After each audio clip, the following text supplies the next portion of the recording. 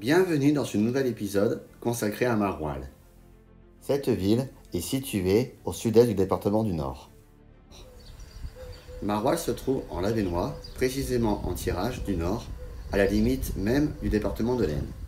Ce village est bien entendu connu pour son fromage, le maroilles, mais découvrons tout d'abord son patrimoine historique. Juste à côté du monument aux morts, nous avons l'église Saint-Imbert.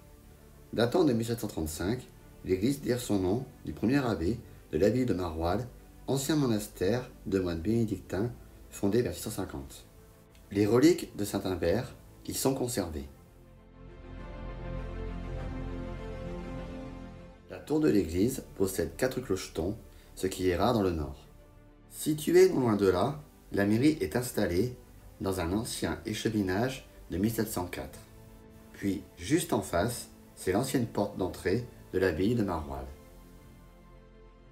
Cette ancienne abbaye prospéra tout au long du Moyen-Âge, mais elle fut détruite durant la Révolution française. Aujourd'hui, il reste encore quelques témoins du passé. Le logement du portier, le comptoir, le logis des hôtes, mais aussi un bâtiment remarquable datant du XVIe siècle, un moulin à eau. Ce moulin, bien restauré actuellement, enjambe l'Elbe mineure.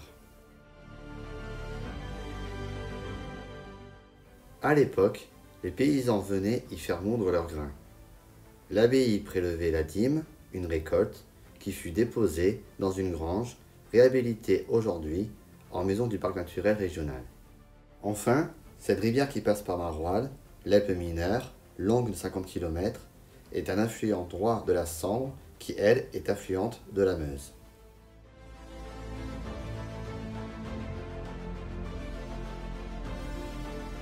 Allez, une dernière vue sur le moulin à eau de Maroilles. Bien entendu, je me dois d'évoquer ce fromage qui fait la fierté de la ville, le maroilles. Il s'agit d'un fromage à pâte molle, lait de vache, le plus fin des fromages forts, AOC depuis 1955. Pour finir, une curieuse découverte. Sur une place verte, on a un arc de triomphe. Il fut construit grâce à la démolition du portail de l'ancienne abbaye. Édifié au début du XIXe siècle, il met à l'honneur les victoires napoléoniennes. Puis, à quelques mètres, on trouve un kiosque octogonal de 1932.